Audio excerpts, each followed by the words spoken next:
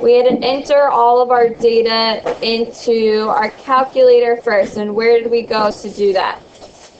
Stat. Good. So stat, we're doing the first example together. Stat, enter. So if you haven't already, take like 15 seconds, enter your X values into list 1 and your Y values into list 2. So for this problem, amount of paper is X, production cost is Y.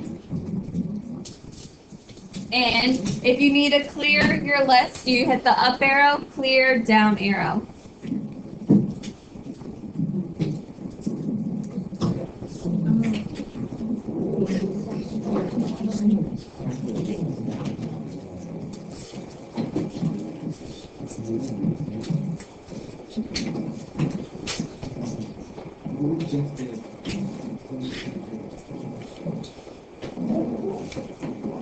Alright, so you should have all of your data entered. So from here we want to find our quadratic. Sometimes it'll say curve of best fit, or it'll say quadratic equation of best fit, or just the quadratic model. So whatever your problem says, we're going to kind of do exactly what we did for our linear. So once again, we're going back to the stat button. Right click over to calculate, and what regression are we running here? Quadratic, which is what option? 5. So you're not hitting 4, you're hitting 5 here. So before you keep going at this point, this is a part that's new for us. So 1, your X's should be in list 1, your Y should be in list 2, so just double check that. When you're here at store Reg EQ, what you want to get in the habit of doing is hitting alpha and then trace, and then it should be highlighted on Y1, so you just hit enter. So what that's going to do for you is it's going to take your equation and put it automatically in your Y equals in the first space in that Y1. So Y, you'll see why later why we want to do that, because we're going to be using it. So that way you don't have to write it all out and then put it back into your calculator. It'll just kind of take it from your calculator and plug it into the Y equals. So, do you want me to say that one more time, what it is? So that's alpha, the green button, and then trace, your second from the top right, and then you hit enter, so it's Y1. And then you just hit calculate. So notice we get our A, B, and C, and then that R squared. So if you don't have R squared, that means you need to turn on the diagnostics. Remember, you can do that by doing second, 0, and then scrolling down to diagnostics on and hitting enter. So from here, we have our equation already set, good to go. Your A is going to be your coefficient in front of your X squared term. B is the coefficient in front of your X, and then C is the constant term at the end. So Y would equal 0.75 X squared minus 9X plus 50. So next we're asked to find the vertex and the axis of symmetry. Your vertex here. So let's think about our equation. Is our quadratic going to be opening up or opening down? Up. So what will we have here? Minimum or maximum? Minimum. So my vertex that I'm finding is going to be a minimum. So to do that in my calculator, you are going to, so if you just want to hit Y equals real quick, check out what you have in your Y equals. You should just have in your Y1 right now, just that equation. So if you had anything else in your Y2, go ahead and delete it because you don't want anything extra to kind of interfere with it. So you should just have that equation in your Y1. So now from here we want to find a minimum. So everyone, this will be new, so make sure you're following along. So to get our minimum, it's the same place we went to for our intersections. It's second, trace, and minimum is what option? 3.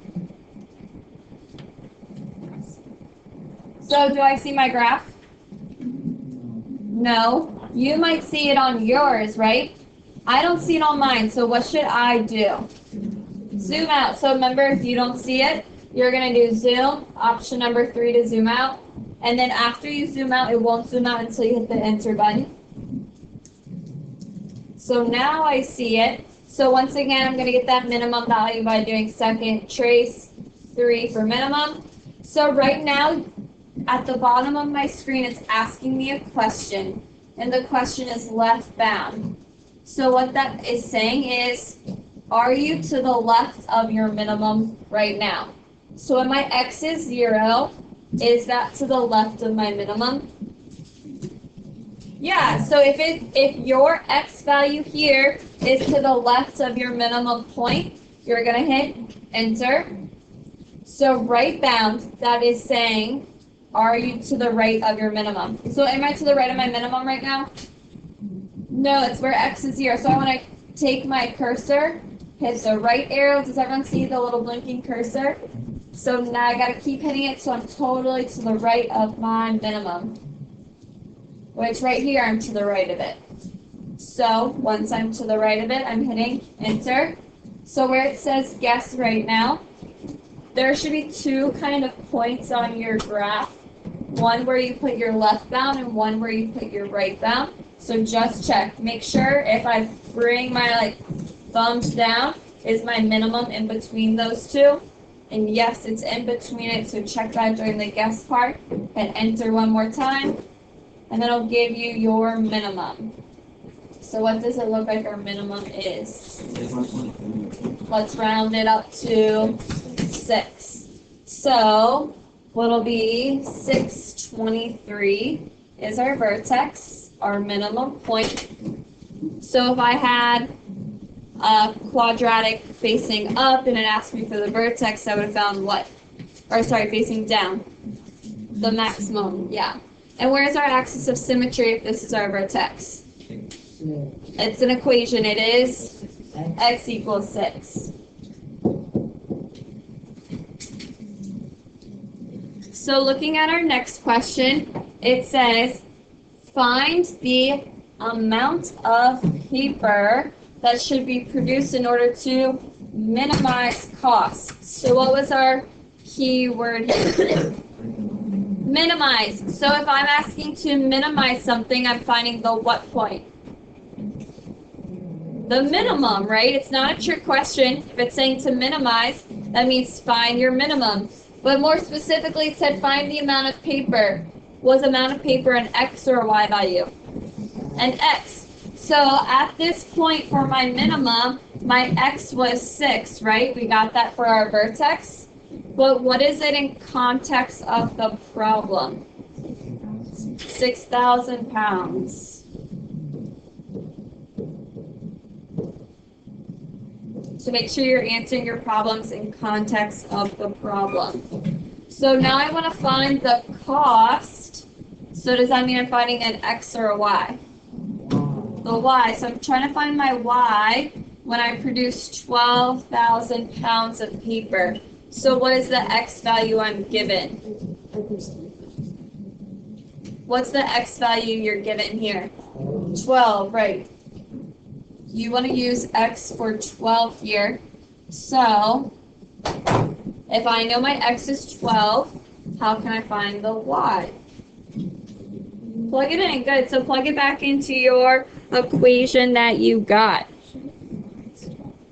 No, because your 12,000 pounds of paper, amount of paper was an x value.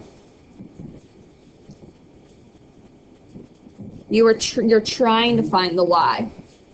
That's what that question asks, but it says find the cost. So you're plugging in 12 for your x.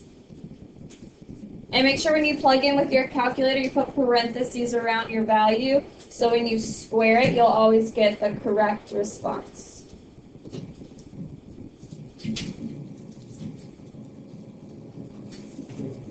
Yes, so you should get a y value of 50. So what if my y value is 50? What does that mean in context of the problem? $5,000, yes.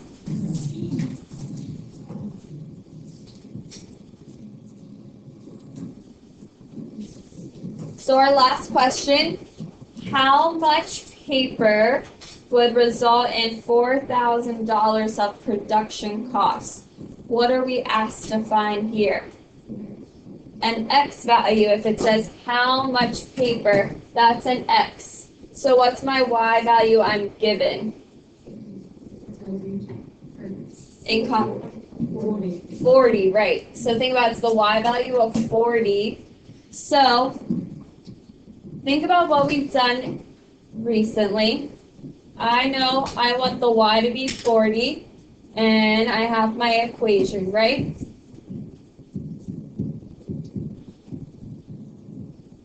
So I want to find what X value when the Y is 40 for that equation. So thinking about that, what we've done, we've set these equal to, right? And then we've solved for X. That's kind of what you would do if you're doing it by hand. But think about we're going to use our graphing calculator. So graphically, I'm looking for my X when my Y value is 40. So I'm looking where those two things are doing what?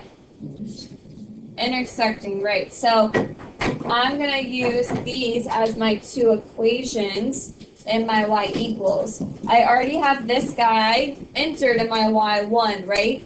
Because we did that alpha trace to get it into the Y1. So that's in your Y1 already. So in your second equation, I wrote it upside down. In your second equation, that's when you'll enter Y equals 40.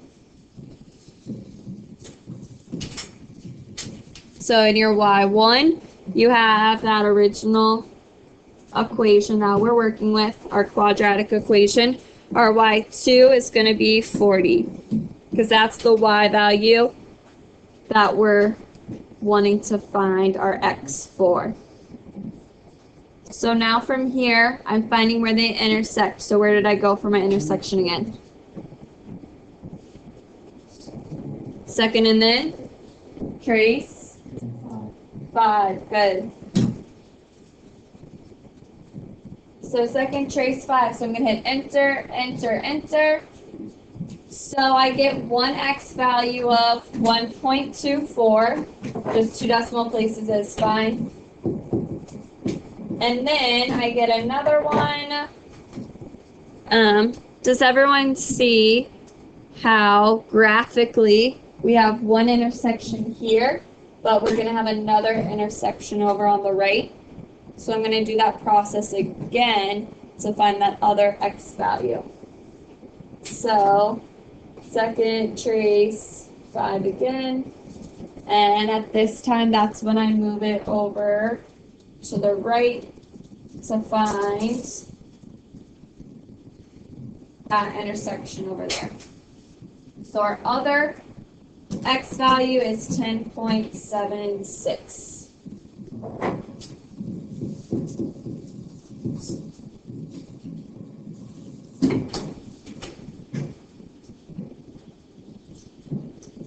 So that would mean 1,240 and then 10,760 pounds.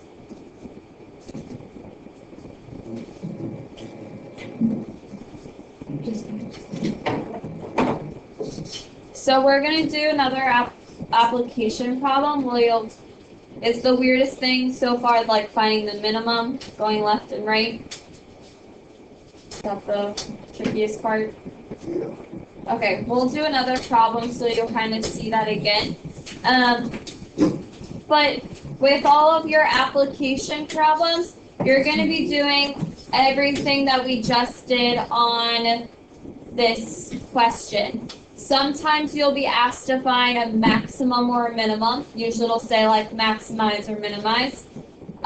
Something else you'll be asked to do is find a Y value given an X, or you'll be asked to find an X value given a Y.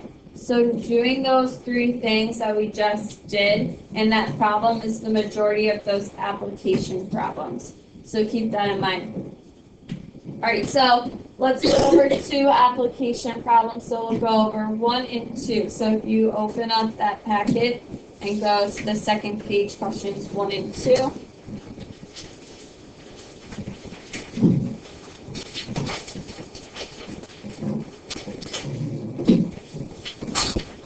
So the height in feet of an object above ground is given by the following equation, where t is time in seconds.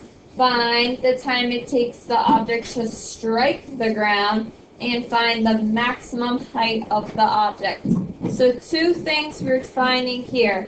1 is striking the ground, the time. So time when it strikes the ground. And our second one is maximum height. So let's think about option 1. So if I'm striking the ground, what does that mean, like big picture wise on a graph? What was that? Good, so y equals 0. That's because where is y equals 0 on your graph? It's your what? Your x-axis. So thinking about hitting your x-axis is like striking the ground. It's finding your, what's that vocabulary word for hitting your x-axis? X-intercept, what's another word? Root solutions, what's one more? Zeros. It's finding those words. So you're hitting your x-axis or finding your like zeros or your solutions. So that'll be option 1 when we're finding that. So let's go through that situation. So I've already given my equation. That's the difference between our last problem. With our last problem, we used our calculator to find the equation. Here we're given it. So where should we go first? Y equals. And then in my y1, let's take a second and enter that equation. You shouldn't be using t, only x ever.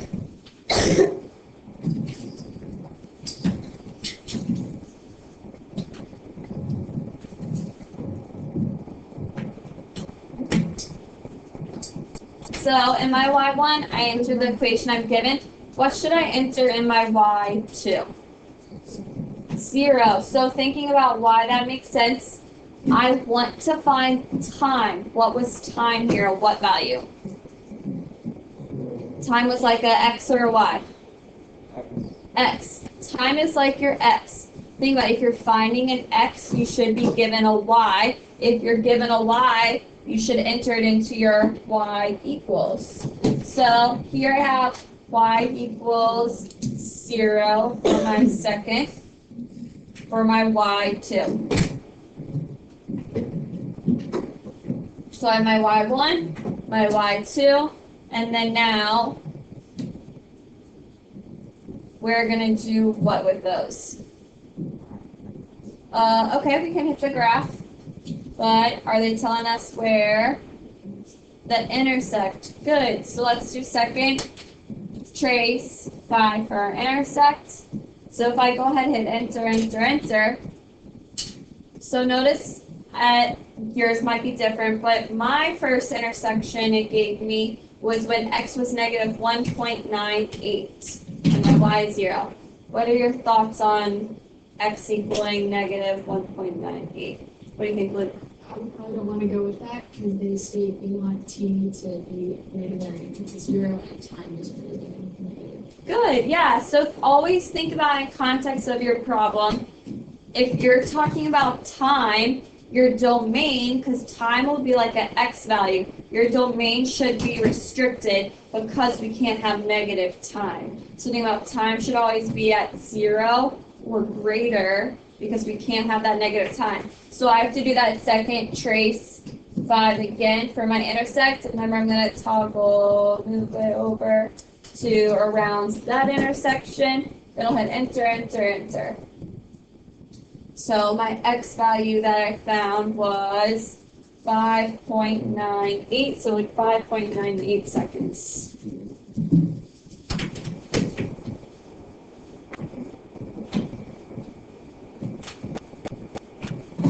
So that was our first part of our question. Our second part of our question was finding the maximum height of the object. So if it asks you to find the maximum height, it's really just asking you to find what? The maximum. Yep, not a trick question, just asking you to find the maximum. So let's find our maximum point. So it's the same process. You're going back to second trace. You want 4 for maximum. So see, right now it's saying left bound question mark. So look at my little blinking cursor. Am I to the left of my maximum? No, my maximum, think about it, it's going to be somewhere up here. Somewhere up here they're connecting, and that's where my maximum is. So am I to the left of it right now? No, so that means you have to take your left arrow and keep hitting your arrow till you're to the left of it. Which, if I'm at negative 1.7, which I can see it blinking over here, that's definitely to the left of it, right? Because I know my x's have to definitely be 0 or greater. So I'll hit enter. Now it's saying right bound. So that means I have to hit the right arrow until I get to the right of it. So I see right here, there's my cursor blinking to the right. So I hit enter. Does everyone see you have those little points right here where you can kind of check to make sure, is this on the left, is this on the right?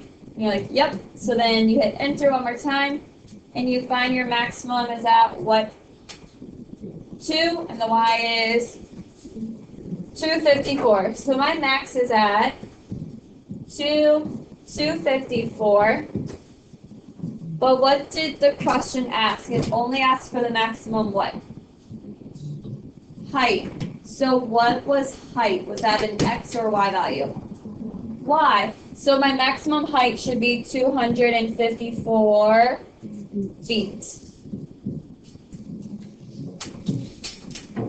How are we feeling so far?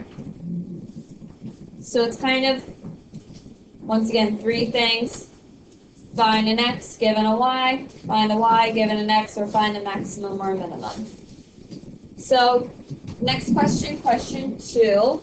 We'll go over together to kind of bring you back to geometry a little bit.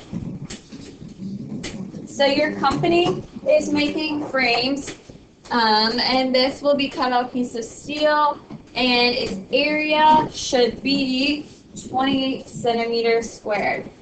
So the inside of this frame has to be 11 by 6. So think about my frame. What does a frame look like? It looks like this. So thinking about from geometry, if I was to shade in this picture frame, how would you find the area of that shaded piece? What would you do?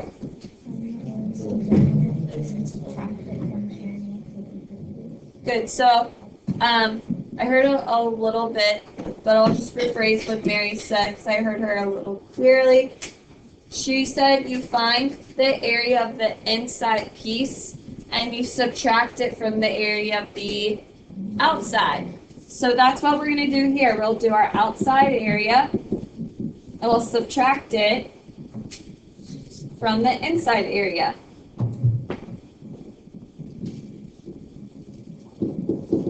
And what do I know? I want that area of the shaded piece to be equal to 28. So let's talk about, I know my inside area should be what? What's my inside area? 66. 6 times 11. So let's talk about our outside area. So to find our outside area, think about this. Sorry, I just wrote 26. 28. So think about the width throughout your whole frame is the same. So let's call that width that we don't know X. So let's think, how can we find that outside area? So what would our outside length be? It would be x, and then I would go how many more? Plus 11 plus 1 more, x. So that would really be 2x plus 11. And then my width would be x plus 6 plus 1 more x, which would really be 2x plus 6. So what do you think we will do with those two?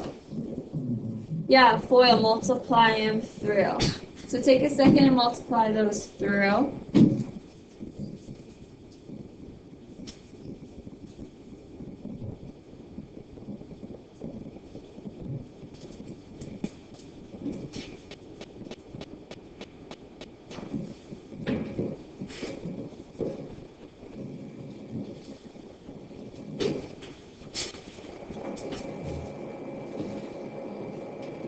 So you get 2x squared, was it 34x plus 66? So that's our outside area. Sorry, you're right. I just wasn't thinking. So 4x squared is our outside area. So 4x squared plus 34x plus 66 equals 28. So think about, we're solving for those x values. So we've been here before, we've solved for x. What's one thing we want? Equal to 0, right? So I already know what's happening with this plus and minus 66. Yep, that becomes 0. So what should I do to make this equal to 0?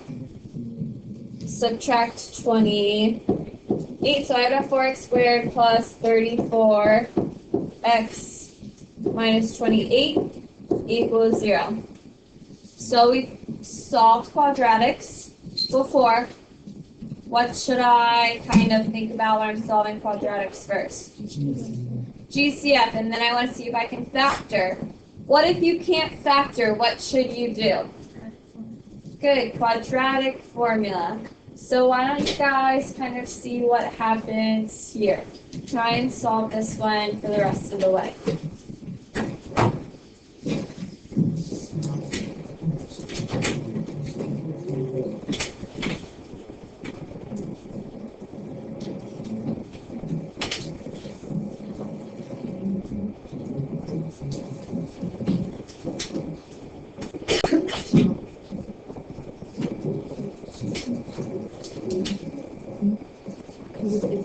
From where you have your 4x squared, or you can use the quadratic formula from here. But if you're using the quadratic formula from here, you ignore your 2, that's your GCF. That's the only difference. If you're using it from where it has 4x squared, then that just means you'll probably have to like simplify at one point. So when you find your 2 solutions and you want to write them as decimals because it's not going to work out perfectly, think about, you have negative 17 plus the square root of 401, and then we have to divide that by 4. So I get one solution to be like 0.76. That's only one solution. Remember, I have to do the same thing again, but instead of plus sign, we use what? Minus. And then I have the square root of 401, and then I'm dividing it by 4. So this is really important, everybody. Listen, I have 2x values. Like, do I really have 2x values? No. So why don't I want to use this x value, the negative 9.26? Right. Think about x here in this context of the problem was the length of your frame. Can I have a negative length for my frame? No. So I'm going to have like 0.76 for my frame. I think centimeters. All right, so you guys should be finishing that packet for homework and also your review guide for next time. That will be on Tuesday. We'll review, and then Thursday is your quiz.